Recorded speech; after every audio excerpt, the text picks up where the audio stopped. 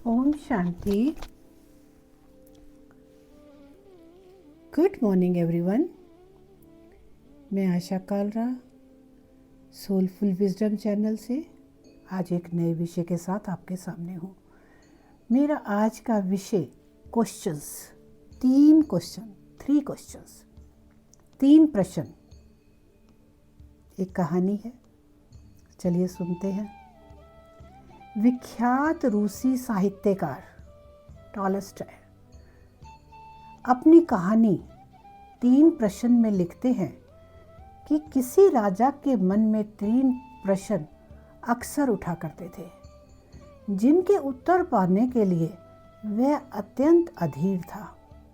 इसलिए उसने अपने राज्य मंत्री से परामर्श किया और अपने सभासदों की एक बैठक बुलाई।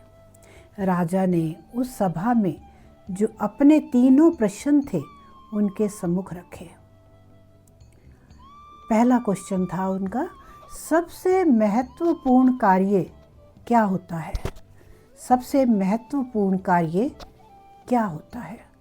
दूसरा प्रश्न था, परामर्श के लिए सबसे महत्वपूर्ण व्यक्ति कौन होता है कि जिससे परामर्श लिया जा सके।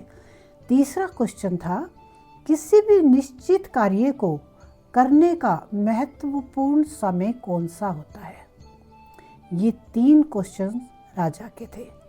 कोई भी राजा के इन प्रश्नों को संतोषजनक उत्तर नहीं दे पा रहा था, लेकिन उस सभा में राजा को एक ऐसे सन्यासी के बारे में पता चला जो सुदूर जंगल में एक कुटिया में रहते थे और सबकी जिज्ञासाओं को समाधान करने में समर्थ थे। लोग सेटिस्फाइड हो रहे थे उनसे।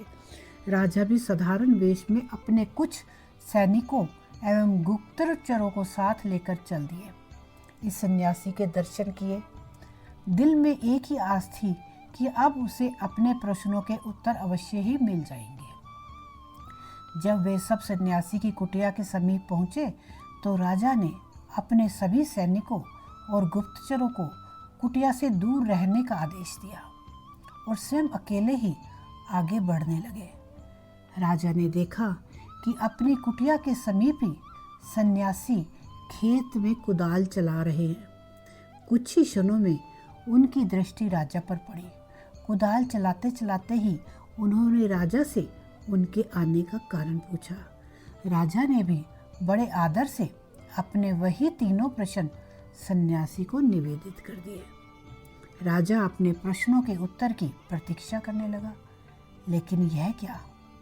साधु ने तो उत्तर देने की बजाय राजा को उसकी कुदाल लेने का संकेत कर डाला और राजा भी कुदाल लेकर खेत जोतने लगे।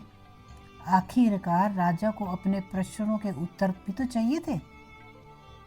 राजा के खेत जोतते जोतते संध्या हो गई। इतने में एक घायल व्यक्ति जो खून से लथपथ था और जिसके पेट से खून की धार बह रही थी, उस सन्यासी की शरण लेने आए। अब सन्यासी एवं राजा ने दोनों ने मिलकर उस घायल की मरहम पट्टी की। दर्द से कुछ राहत मिली तो घायल सो गया।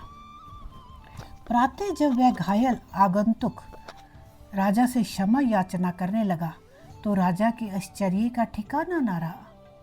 आगंतुक राजा की स्थिति देख तत्काल अपना परिचय देते हुए बोला, कल तक आपको मैं अपना घोर शत्रु मानता था, क्योंकि आपने मेरे भाई को फांसी की सजा दी थी। बदले का अवसर ढूंढता रहता था।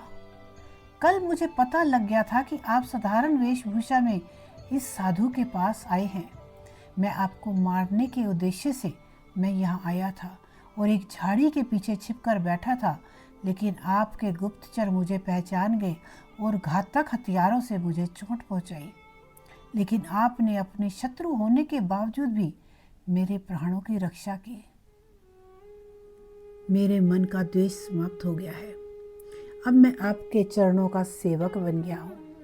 आप चाहे दंड दें अथवा मुझे क्षमादान दें, यह आपकी इच्छा। घायल की बात सुनकर राजा स्तब्ध रह गया और मन ही मन इस अप्रत्याशित ईश्वरीय सहयोग के लिए प्रभु का धन्यवाद करने लगा। सन्यासी मुस्कुराया और राजा से कहने लगा, राजन, क्या अभी भी आपको अपने प्रश्नों के उत्तर नहीं मिले? राजा कुछ दुविधा में दिखाई देने लगे, इसलिए सन्यासी ने ही बात आगे बढ़ाई। आपके पहले प्रश्न का उत्तर है, सबसे महत्वपूर्ण कार्य वही होता है जो हमारे सामने होता है।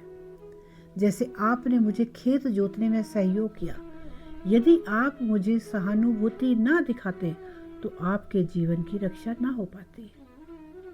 आपका दूसरा प्रश्न था कि परामर्श के लिए कौन महत्वपूर्ण होता है, जिसका उत्तर आपको स्वयं ही मिल चुका है कि जो व्यक्ति हमारे पास उपस्थित होता है उसी से परामर्श मायने रखता है। जैसे उस घायल व्यक्ति को सहायता की आवश्यकता थी जिसके प्राण आपने बचाए, इस तरह आपका शत्रु भी आपका मित्र बन गया। तीसरे प्रश्न का उत्तर यही है कि किसी भी निश्चित कार्य को करने का महत्वपूर्ण समय होता है अभी। मित्रों, फ्रेंड्स, महान रूसी साहित्यकार टॉल्स्टॉय की यह कहानी भी हमें सावधान करती है कि वर्तमान के महत्व को कभी भी भूलना नहीं चाहिए। भविष्य की चिंता में वर्तमान यदि बिगड़ गया तो हम हाथ ही मलते रह जाएंगे। प्रस्तुत कार्य को मनोयोग से करना अथवा समय का सदुपयोग ही ना केवल उज्जवल भविष्य की संभावनाओं की नींव होता है, अपितु यही सर्वांगीण प्रगति का मूल मंत्र है। ओम शांति। शुक्रिया everyone. Please subscribe our channel, please motivate us, like and share. शुक्रिया, शुक्रिया एवरीवन, शुक्रिया।